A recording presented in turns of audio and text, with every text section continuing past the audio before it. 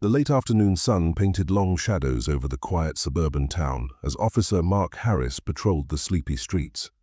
It was shaping up to be another uneventful shift when he caught sight of a small figure sprinting frantically toward his patrol car. At first, Mark thought it might be a child rushing to share some innocent story, but as the figure drew closer, a knot formed in his stomach.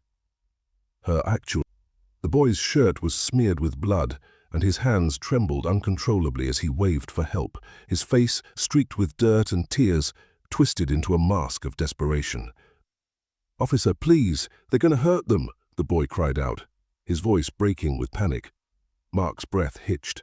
His instincts, honed by years on the force, told him this was no ordinary call. He froze momentarily, scanning the boy's fragile frame for injuries, his mind racing through possible scenarios. "What happened? Are you hurt?" Mark asked, crouching down to meet the boy's wild, pleading eyes. "No, but my dad, my mum and sister," the boy stammered, his words spilling out in a chaotic rush. Mark's heart pounded as he opened the car door. "Get in. We'll figure this out together," he said firmly. Though inside, he already sensed this was the start of something far darker than he could have anticipated. Mapleton was the kind of town where everyone knew their neighbors.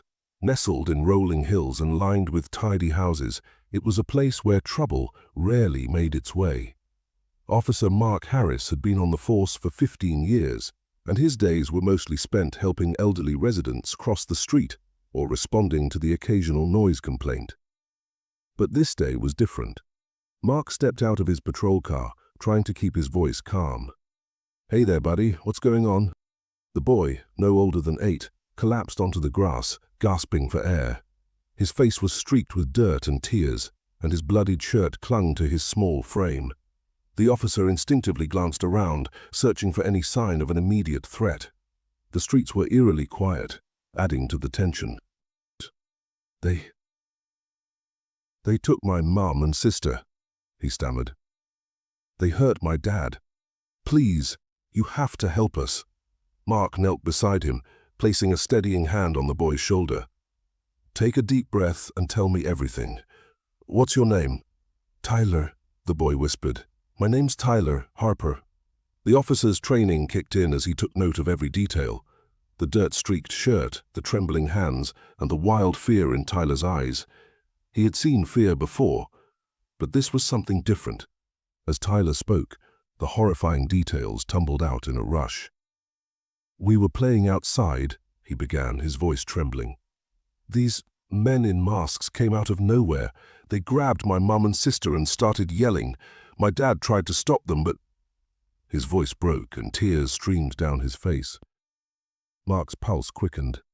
"Did you see where they went?" Tyler nodded frantically. "They had a black van. They said something about a message. I don't know what it means, but they hurt my dad really bad." Mark radioed for backup and EMTs, then gently guided Tyler into his patrol car. "We're going to your house, Tyler. You're safe with me, I promise." As they drove, Mark asked questions, trying to piece together the story. Tyler's responses were disjointed, but filled with urgency. "One of them had a deep voice," Tyler said. "He kept saying they were running out of time." Mark's grip on the steering wheel tightened. This wasn't just a random crime. It felt calculated. Investigation at the scene. The Harper house was a picture of chaos. The front door hung ajar, swinging in the soft evening breeze. Inside, furniture was overturned, picture frames shattered, and streaks of blood led from the living room to the staircase. Mark's stomach churned at the sight. "Stay here," he instructed Tyler, who clung to the car seat. Mark stepped cautiously into the house, his hand hovering over his holstered weapon. He followed the trail of blood to the base of the stairs, where Tyler's father lay unconscious. A gash on his forehead oozed blood, and his breathing was shallow. Mark crouched beside him. "Peter Harper?" he asked gently.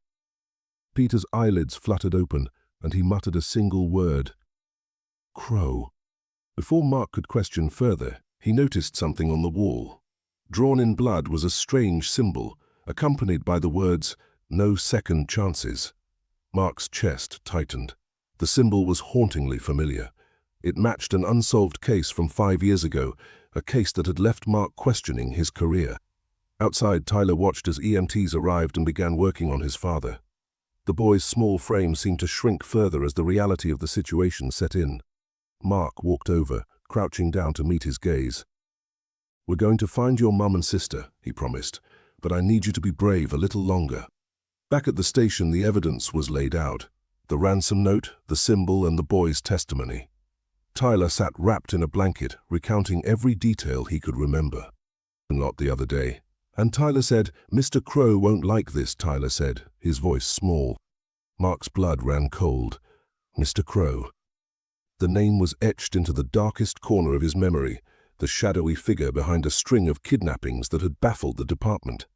Surveillance footage from a nearby street showed a black van speeding away from the Harper residence.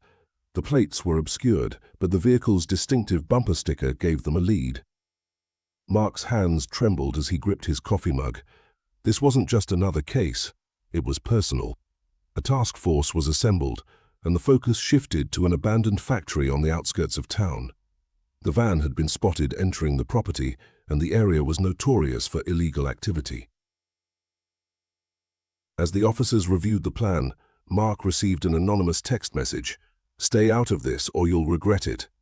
He showed it to his captain, who advised caution, but Mark refused to back down. "This isn't just about the Harpers," he said. "It's about stopping Crow once and for all." The factory was surrounded by chain-like fences and overgrown weeds, its broken windows giving it a menacing appearance. Mark and his team approached silently, their flashlights cutting through the darkness. Every sound seemed amplified, from the crunch of gravel underfoot to the distant hum of machinery. Under the cover of darkness, the SWAT team surrounded the factory. Mark led the charge, his heart pounding. The creak of the steel door echoed as they breached the building, flashlights cutting through the dim interior. Inside, Sarah and Emily Harper were tied to chairs, their faces pale but alive. The room was filled with scattered papers, burner phones, and cash. 3 masked men scrambled to react, but the SWAT team moved swiftly, subduing 2 of them. The third man, a towering figure with icy blue eyes, grabbed Sarah and pressed a knife to her throat. "Back off, or she dies," he snarled. Mark stepped forward, his hands raised.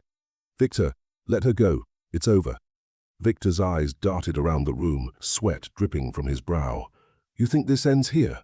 You have no idea what you're dealing with."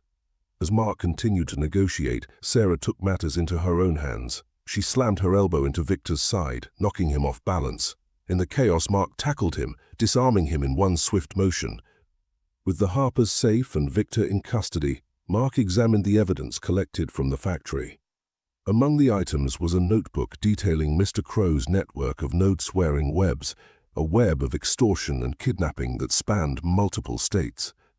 As paramedics tended to Sarah and Emily, Tyler ran into his mother's arms, sobbing uncontrollably. Mark watched the family reunite, a rare smile breaking across his face. "You did good, kid," he said, ruffling Tyler's hair. Later, as the police processed Victor, Mark received another anonymous message. "You've only scratched the surface."